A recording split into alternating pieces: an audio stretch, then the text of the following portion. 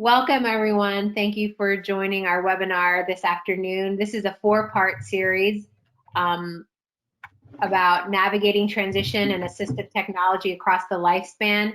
Today, we'll be talking about navigating early intervention and transition to preschool, getting from IDEA Part C to Part B. Next slide. My name is Michelle Slaughton, and I'm an assistant professor of clinical pediatrics at the University of Miami Mailman Center for Child Development. I'm also the project director for Step Up AT, which is a federally funded grant.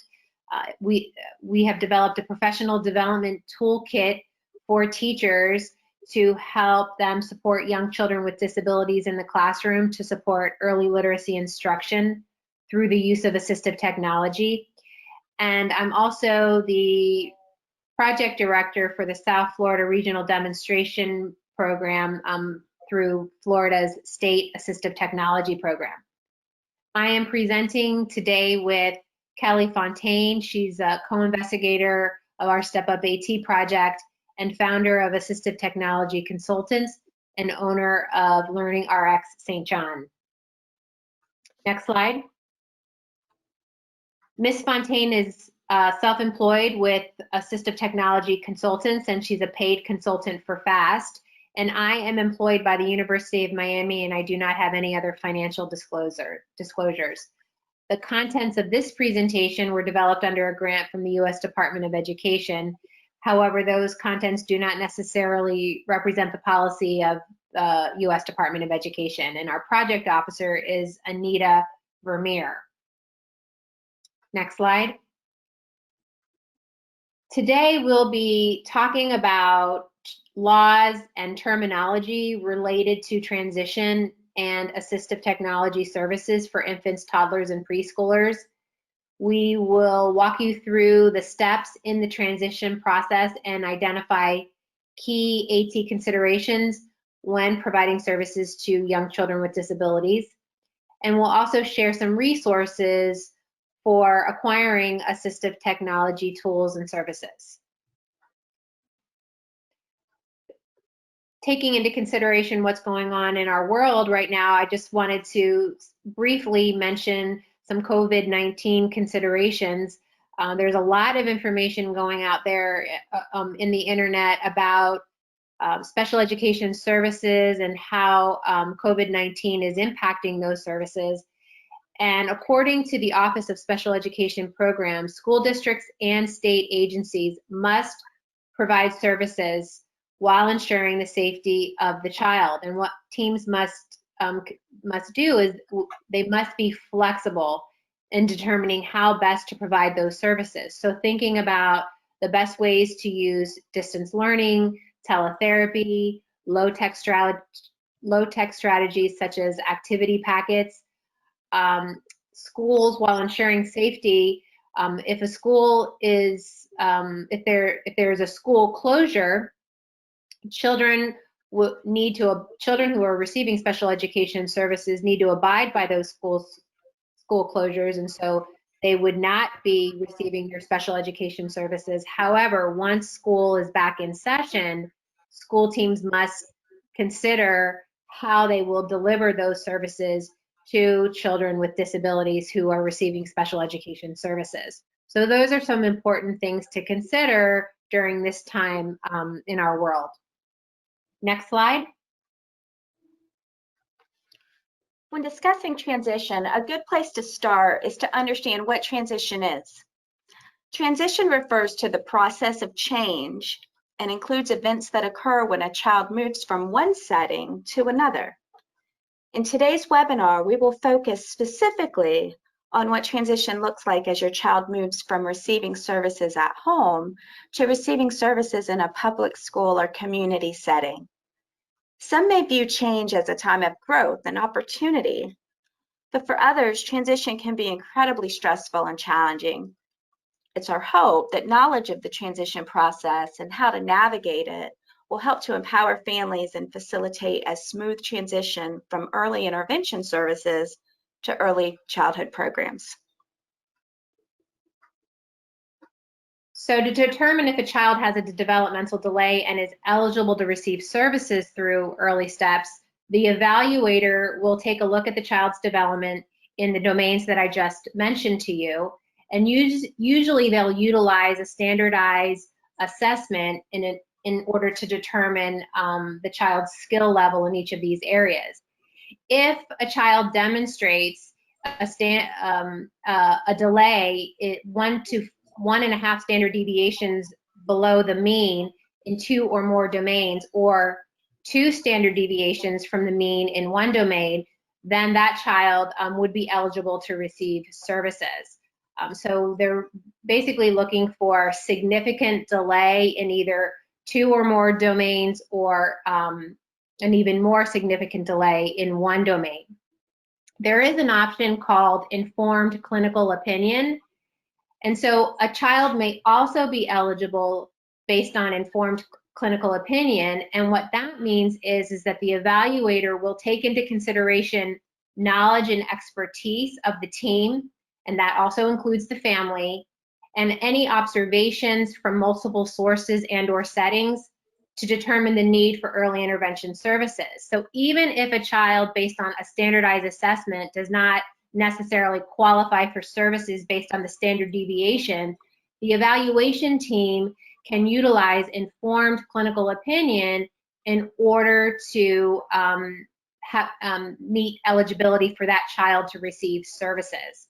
And then lastly, if a child has an established condition, such as, let's say, Down syndrome, that may result in a developmental delay, that child also would be eligible to receive services.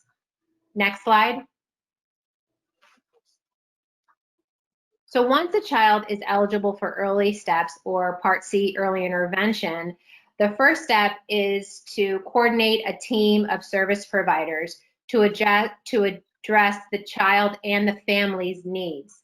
The service provider team will develop an individualized family service plan based on the family goals and their desired outcomes for the child. The early steps team will determine or select a primary service provider for each child, and that will be a central point of contact. And this person can be a therapist or other licensed professional, or an infant toddler developmental specialist.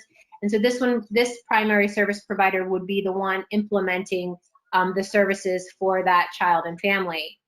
The primary service provider is selected based on the needs of the child and the family, the child's IFSP goals, and expertise in the areas of needed support.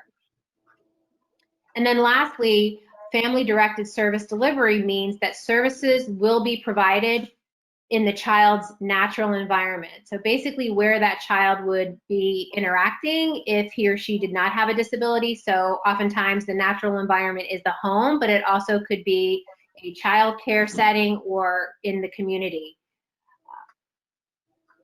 Next slide. According to federal law, IDEA 2004, Part C, after age 36 months, your child's no longer eligible to receive services through early steps. However, any child who is expected to continue to need services as they leave the early intervention program is potentially eligible to receive services through the school district's pre-K program or other early learning services in their community as part of IDEA Part B. It is important to know that your child may not qualify for the same type of services from the school district that he or she received in early steps. Remember, early steps provides more family-directed services. You will continue to be part of a team that makes decisions for your child. Next slide. So who is eligible to receive IDEA Part B services? A child can receive special education and related services if they're found to be eligible under any of the categories listed here. However, having one of these disabilities doesn't automatically qualify a child under IDEA.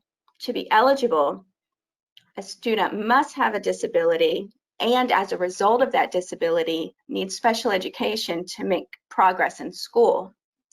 Each one of these categories has its own set of eligibility criteria, and the team will decide, and parents are very much a part of that team, which category best describes the needs based on the results of the evaluation and other documentation. The key thing to remember here is that a child's individual needs determine what services they receive, not their disability category. Next slide. Let's talk about the eligibility process for Part B. The local school system is responsible for determining eligibility for special education services as part of the IEP meeting. The IEP team includes family, teachers, administrative personnel, and related service providers. And the goal of the IEP meeting is to document identified goals and identify all programs and services the child will receive as part of the Individualized Education Plan, or IEP. Once the school district receives notification or a referral for services, they have 65 days to conduct the eligibility meeting. All additional evaluations or screenings really need to be completed within that 65-day window as well, because during the meeting, you will review all of these results and use this information as well as other documentation to determine if your child is eligible to receive services. Next slide.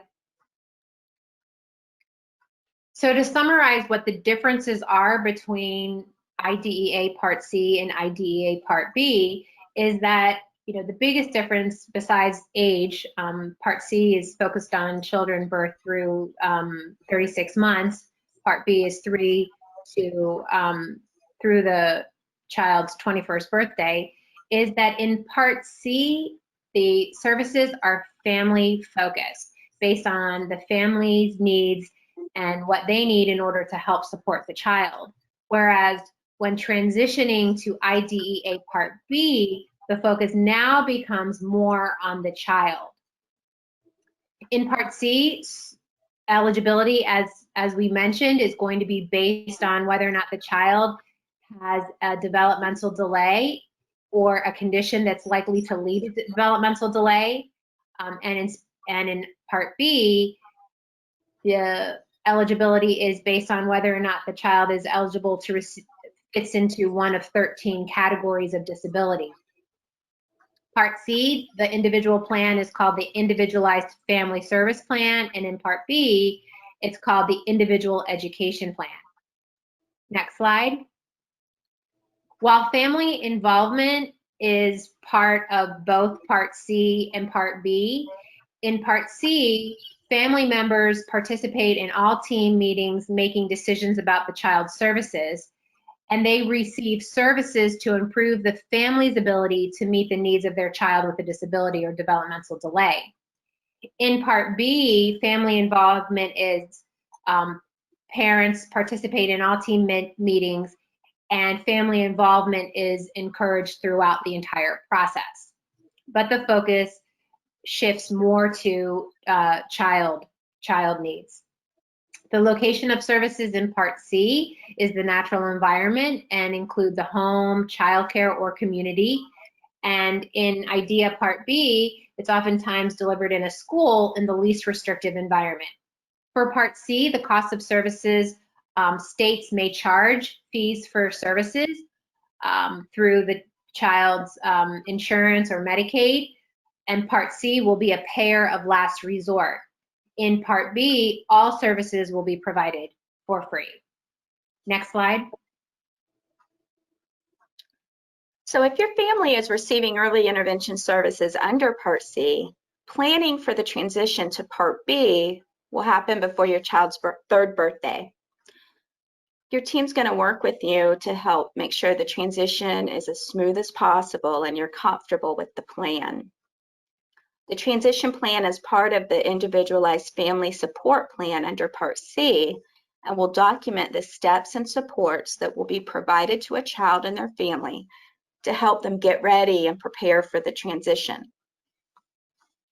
In order to help school districts plan for services for your child, Early Steps is required to notify the school district's pre-kindergarten program that your child may be eligible to receive services no less than 90 days prior to your child's 3rd birthday. That said, parents do have the option to opt out of having this information shared with the school district if they don't want to have their child receive services. And yes, you can change your mind. Parents can change their mind at a later time. At least 90 days prior to the child's 3rd birthday, the IFSP team must develop a transition plan and hold a transition conference. And this team includes Early Steps service coordinator, the parents, and a representative from the school district, as long as the parent approves. During the conference, the team will review program options and discuss issues related to transition, such as assistive technology or related services that may be needed. Next slide. So IDEA says that children who receive special education should learn in the least restrictive environment. This means they should spend as much time as possible with peers who do not receive special education services. Where a child will receive services, also referred to as the educational placement, is determined during the IEP meeting. When a child is part of the typical preschool environment, this placement is referred to as inclusion or mainstreaming. Typical preschool placements may include government-run programs such as Head Start, private preschools, and community-based childcare programs. Mixed placement is when a child attends the typical preschool setting part-time and the special education setting part-time. The special education placement is when a child is placed with other children with disabilities for a majority of the school day.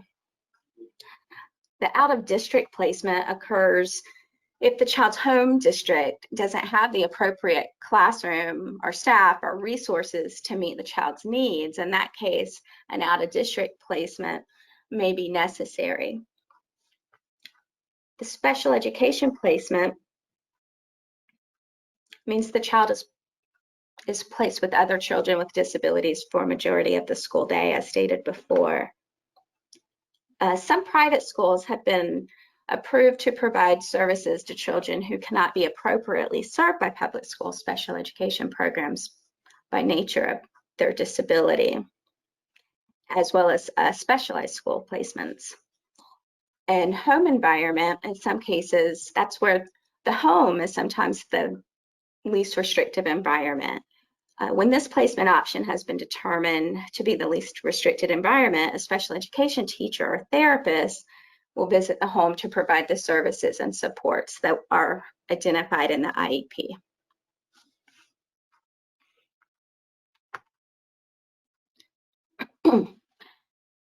It's important for assistive technology and services to be considered as part of the transition process.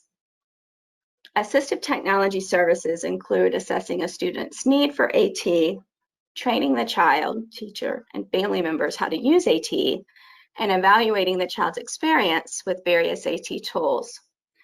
Infants and toddlers learn by interacting with people and objects in their environment, and disabilities limiting a child's ability to explore the environment may cause delays in physical, cognitive, communication, social, emotional, and/or adaptive development.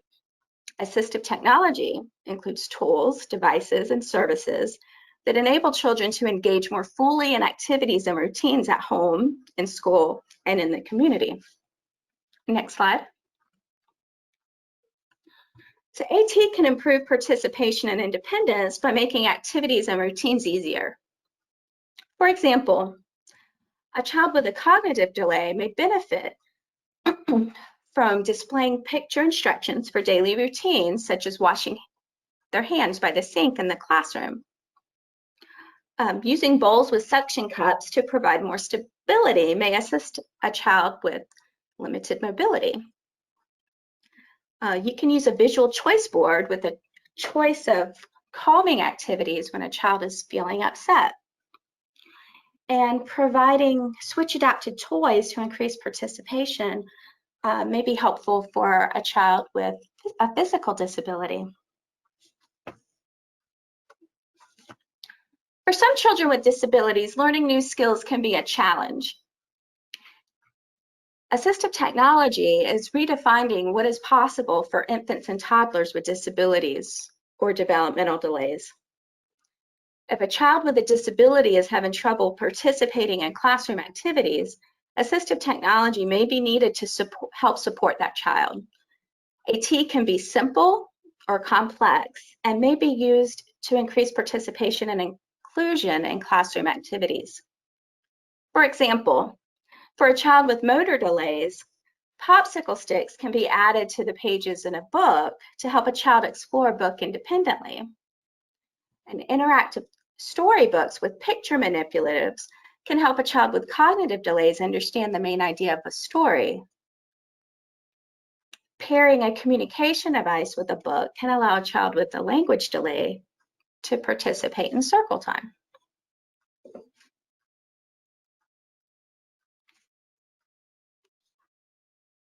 Next slide. So when is AT considered in transition planning?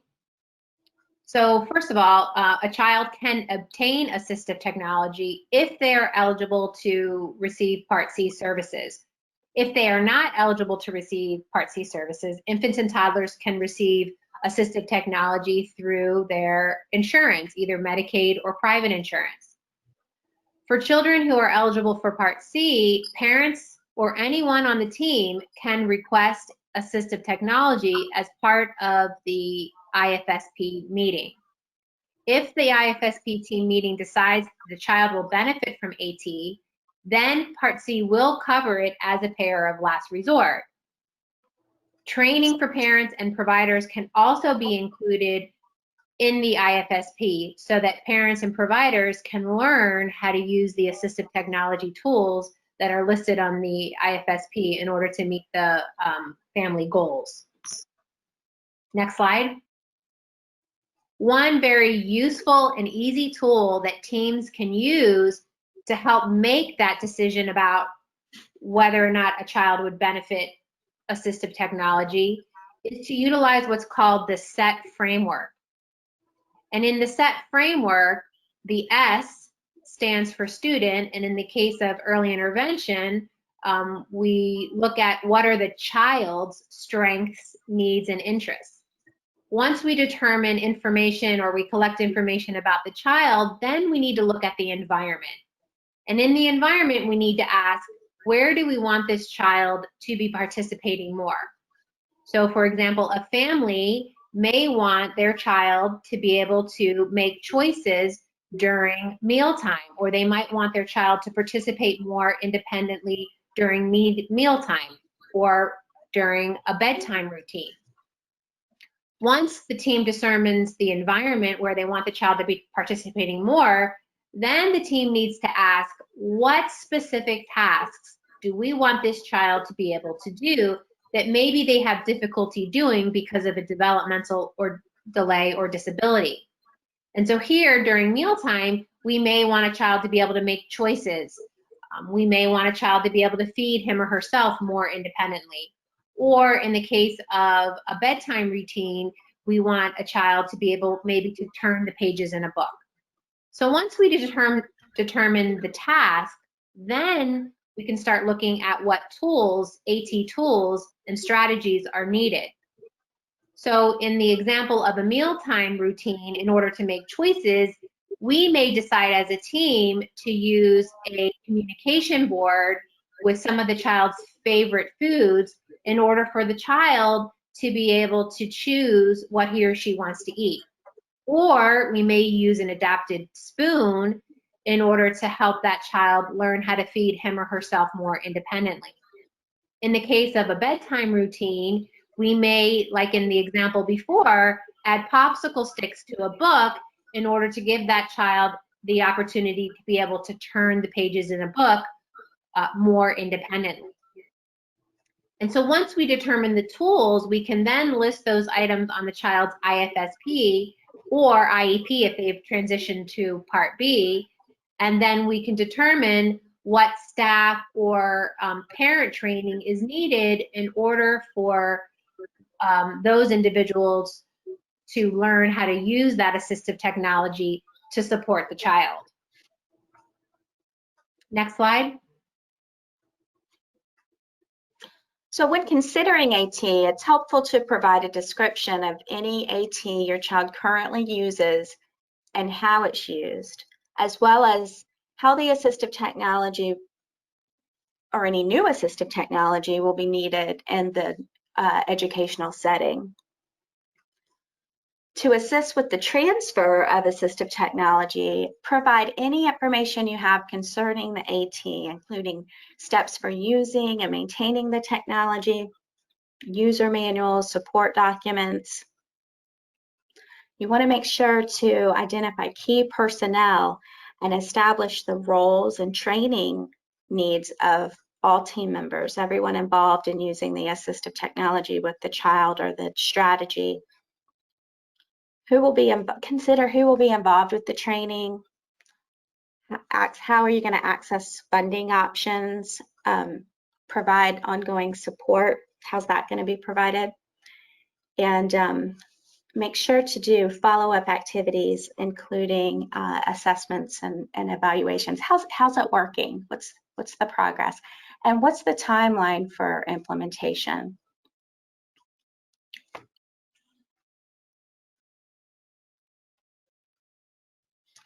So the Florida Alliance for Assistive Services and Technology, also known as FAST, is the state of Florida's #1 resource for assistive technology.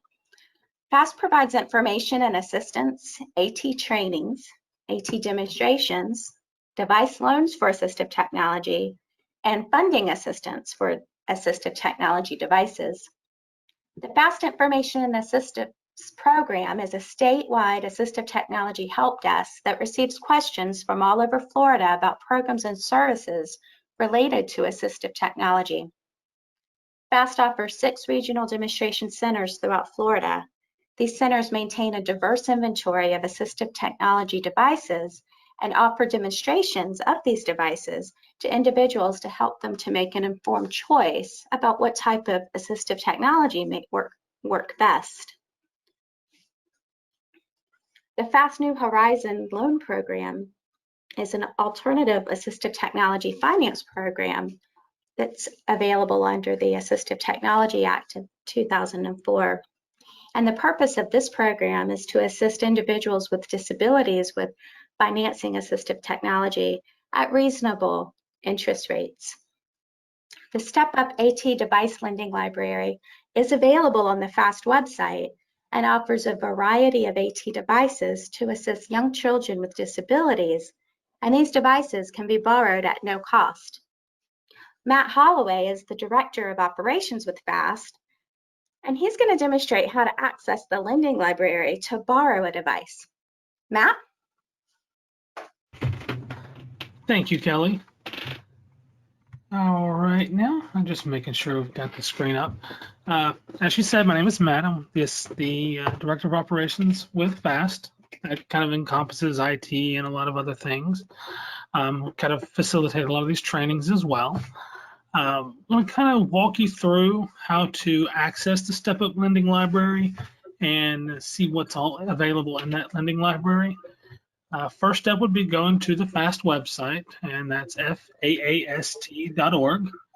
At the top of the page, you'll see a menu option, programs. Underneath that would be the Step Up AT program. I'm going to click that and move through. Now on this page, it kind of gives you a breakdown of just basics, what Step Up is, a link to the Step Up AT website where the modules and trainings for them are. And then down below that, we have the devices that are available from the Step Up library. Now the Step Up library, our device lending library, is designed to work just like a online store would work, just to make it simple, easy, understandable for just about anybody to use. If you would just click on one of the devices, just using these Step Up adapted books with the plush props and other things that come along with it. On everything, we've put up here just showing you what the cost of the item is, and then the fact that it's actually costs nothing to borrow it. That makes it very easy, user-friendly, and we pay for the shipping and everything for that to go to you. For this one particular item, we have the book here. There are other options for the book available. And it'll tell you whether it's in stock or if it's on back order. If it's on back order, it's probably most likely on loan to another individual. I'll encourage you to go ahead and, even if it's on back order, go ahead and process it, kind of put you into a waiting list to be able to get it as soon as it comes back in, as soon as we get it checked in. In some cases, we may have multiples of that item that we can kind of work on and get that out to you. But just like you would do it on a regular online store, just add the device to your cart. It'll give you the confirmation here. I'm gonna go ahead and view the cart. It's already got my account information on here, which has our office address. You can create an account on the FAST website and go ahead and put all your information in, and it'll automatically populate that for you. Oops, looks like I've already had something here. You'll put your name, address, everything in here, specifically your email address and telephone number. We may need to contact you for some information. And lastly, one of the only requirements for the lending library is a state of Florida ID. If you do not have one, just give us a call. We can work through something to do that for you. But it's really just going to a file on your computer, an image of your ID, and loading it up. It could be a PDF, etc. If you're doing this from a mobile device, a cell phone, or a tablet, this option works really well. There's even a button that you can just take a picture of your ID, just straight through the process. And once you're finished with that, agree to the terms and conditions. It just states that you understand the device is being borrowed and it's not being given away to keep, and place the order. Once you do that, Hannah, she works in our lending library. She'll get that email that the device has been requested. She'll get that packed up and sent out to you ASAP.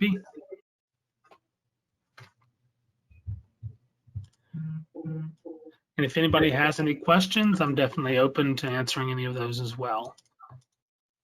Matt, did you go over locations? Folks wanted to find a local regional demonstration center in their area? Sure thing. At the top of the screen with the menu, we have a locations, and then we have our 6 regional demonstration centers.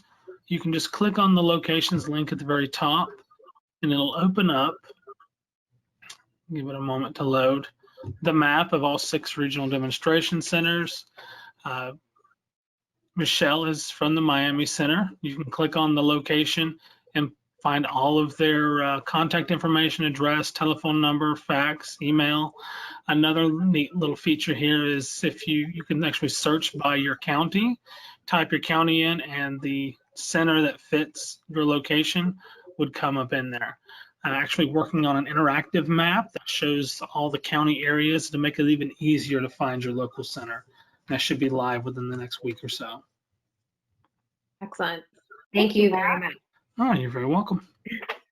Well, thank you everybody for attending the webinar today, especially given everything that's going on. We really appreciate your time.